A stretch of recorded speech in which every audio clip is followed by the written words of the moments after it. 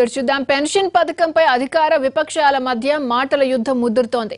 చల్లని చెక్కురుచి ఆడపడుచుల్ని టీడీపీ ప్రభుత్వం మోసం చేస్తోందని వైసీపీ ఎమ్మెల్యే రోజా ఆరోపిస్తే, చల్లని చెక్కురిచ్చే చరిత్ర రోజాకే సొంతమని TDP MLC Buddha Venkanna counter ఇచ్చారు. పాత మోసాన్ని కప్పిపుచ్చుకోవడానికే ఈ కొత్త మోసానికి తెర లేపాడు చంద్రబాబు నాయుడు అనటంలో ఎటువంటి సందేహం లేదు.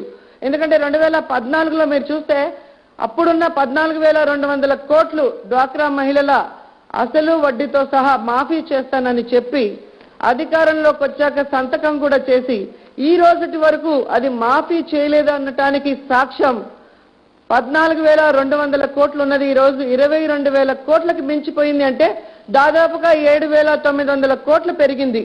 అంటే ఏ విధంగా మోసం చేశాడు డ్వాక్రా అక్క చెల్లెమ్మలు చంద్రబాబు నాయుడు అనేది స్పష్టంగా తెలుస్తుంది. ఈ విధంగా తడిగుడ్డతో గొంతు కోసేసి ఈ రోజు 10,000 చెక్కులు 3 పోస్ట్ డేట్తో ఇచ్చేసి పండుగ చేసుకోండి అంటే ఏ పండుగ చేసుకోవాలో ఒకసారి మీరు చెప్పాల్సిన అవసరం ఉంది. ఎందుకంటే 14,200 కోట్లు కనుక పూర్తిగా మాఫీ చేస్తుంటే ఈరోజు ఆడవాళ్లు అప్పుల పాలు కాకుండా, మరి బ్లాక్ లిస్ట్ లోకి వెళ్లకుండా, కోర్టులు మెట్లెక్కే అవకాశం లేకుండా వాళ్ళు దర్జాగా గౌరవంగా ఆర్థికంగా ఉండేవాళ్ళు. తీసుకున్న వాళ్ళు ఎవరన్నా 2,000 రూపాయలు 3,000 రూపాయలు చెల్లలేదని చెప్తే నమ్ముతాం. కానీ రోజా గారు మాటలు ఎప్పుడన్నా నిజం చెప్పిందమ్మా చెప్పండి? ఎప్పుడన్నా రోజా గారు నిజం చెప్పిందా? రోజా గారు ఎప్పుడన్నా నిజం చెప్పిందా? అంటే 2వ తారీఖు నుంచి ఇస్తున్నారు పెన్షన్లు.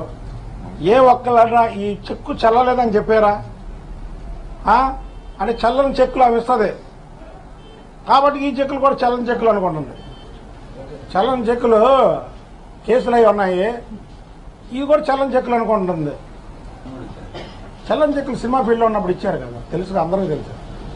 దాని ఈ చల్లని చెక్కులు అంటుంది కాబట్టి, ఆమె చల్లని చెక్కులు ఇచ్చింది కాబట్టి ఆ భాషలో